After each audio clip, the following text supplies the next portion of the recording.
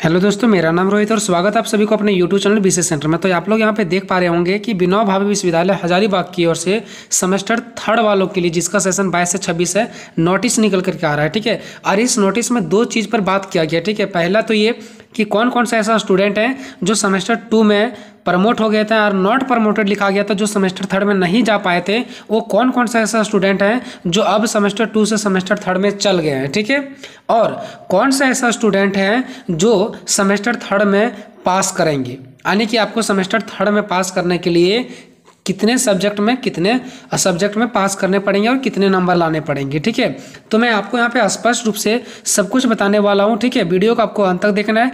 Channel पर अगर नए हैं तो चैनल को सब्सक्राइब करके दोस्तों में शेयर करेंगे। ठीक है, ताकि हर एक पल पल की खबर आपको मिलता रहे। देखो, हम आपको पहले भी बताए थे कि जो स्टूडेंट पास हो गए वो तो सेमेस्टर थर्ड में एडमिशन करवा लेंगे, लेकिन जो स्टूडेंट नॉट प्रमोटेड हो गए हैं उन लोगों को हम बोले थे कि VVU यानी विनोबा भावे यूनिवर्सिटी आप लोगों के लिए जरूर कुछ सोचेंगे, आप लोग धैर्य बना करके रखो। ठीक है, और वही काम आज यहाँ पे देखने को मिल रहा होगा। आप लोग जा करके देखो, पिछला वीडियो मैंने बता रखा था कि आपको घबराना नहीं है, आपके हित में यूनिवर्सिटी जरूर कुछ सोचेंगे, और वही काम फाइनली हो चुका है।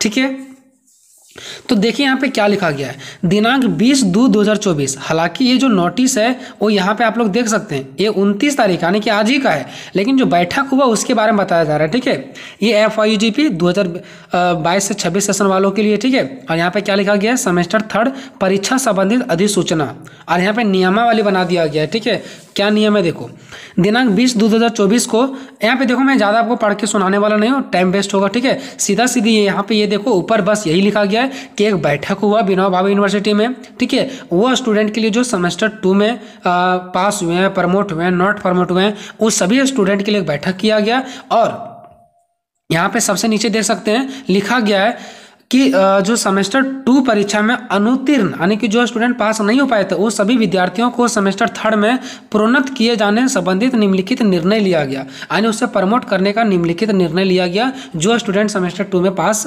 नहीं कर पाए थे उन सभी के लिए यूनिवर्सिटी के द्वारा कुछ निर्णय लिया गया। ठीक है, वो निर्णय क्या हो यहाँ पे आप लोग देखिए।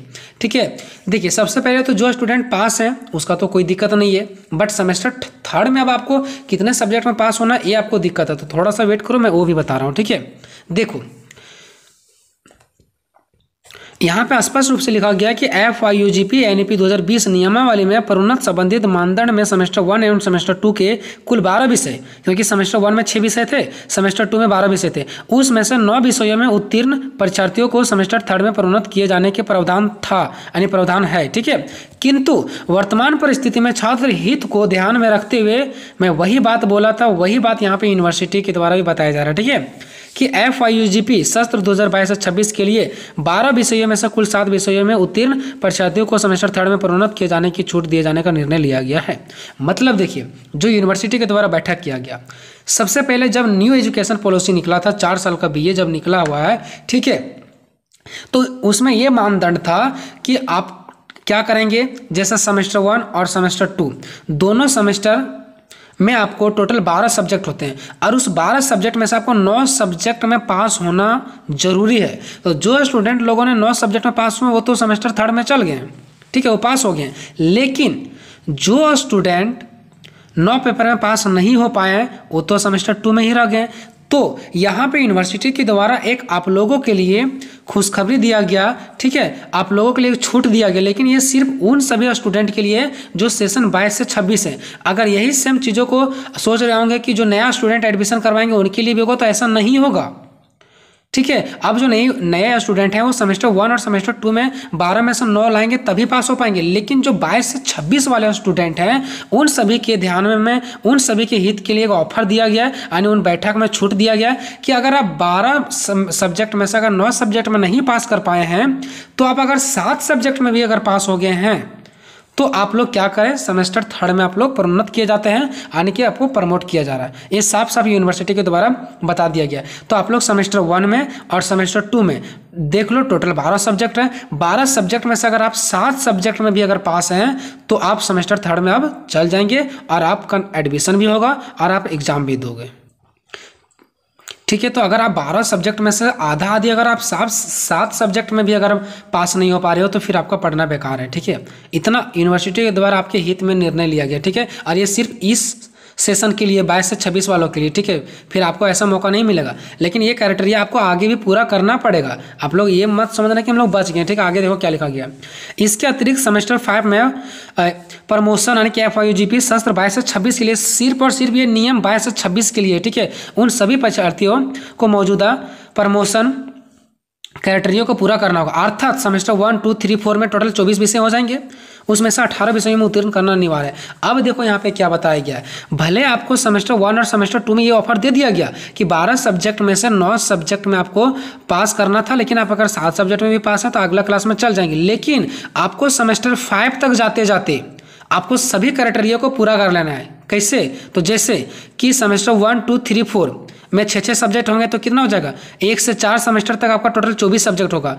उस 24 सब्जेक्ट में से आपको 18 सब्जेक्ट में पास करना अनिवार्य हो जाएगा। ठीक है, अब ये मत समझना कि हमारा छूट मिल गया, नहीं, ये क्राइटेरिया आपको पूरा करना ही पड़ेगा। कहाँ तक? सेमेस्टर 5 तक जाते जाते। ठीक है, जब आप सेमेस्टर 4 कंप्लीट हो जाएगा तो टोटल 24 सब्जेक्ट का एग्जाम आपका हो जाएगा और उस 24 विषयों में से आपको 18 विषय में पास कर लेना है। तो जो स्टूडेंट लोग सेमेस्टर 1 में अच्छे से पास कर गए हैं, सेमेस्टर 2 में भी अच्छे से पास कर गए हैं, ठीक है, उनके लिए सेमेस्टर 3 और सेमेस्टर 4 में एक आधो सब्जेक्ट में अगर प्रमोट होंगे तो चलेगा। लेकिन जो स्टूडेंट सेमेस्टर 1 में, सेमेस्टर 2 में अधिक सब्जेक्ट में प्रमोट हो गए हैं, उसको सेमेस्टर 3 और सेमेस्टर 4 में अच्छे तरीक़ा से मेहनत करने की जरूरत है, ताकि आप टोटल 24 विषय में से 18 विषय में पास हो सकें। ठीक है, तो अब ये बात आता है कि सेमेस्टर 3 में कितने विषयों में हमें पास करना है। तो कोई मायने नहीं रखता कि आप सेमेस्टर 3 में कितने विषयों में पास करेंगे, बल्कि आप सेमेस्टर 1 से लेकर के सेमेस्टर 4 तक में टोटल आपका फिर से देखा जाएगा कि 24 विषय बनेंगे, उसमें से आपका 18 विषय में पास होना अनिवार्य, नहीं तो अगले बार आपको कोई शर्त पे ही नेक्स्ट आपका सेमेस्टर में जाने के लिए नहीं मिलेगा। ठीक है, तो जो स्टूडेंट लोग ज़्यादा सब्जेक्ट में प्रमोट कर गए हैं, ज़्यादा सब्जेक्ट में फेल हो गए हैं, वो तो अगले में चल जाएंगे, लेकिन उसको मेहनत करने की जरूरत है। अगला सेमेस्टर 3 एंड सेमेस्टर 4 में आपको किसी भी सब्जेक्ट में प्रमोट होने की उम्मीद मत रखना।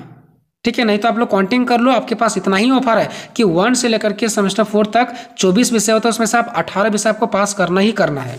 लेकिन जो स्टूडेंट लोग सेमेस्टर 1 और 2 में बिल्कुल प्रमोट नहीं किए, पास हैं, तो सेमेस्टर 3 और 4 में अगर कुछ सब्जेक्ट में प्रमोट भी हो जाएंगे तो कोई दिक्कत नहीं है। ठीक है।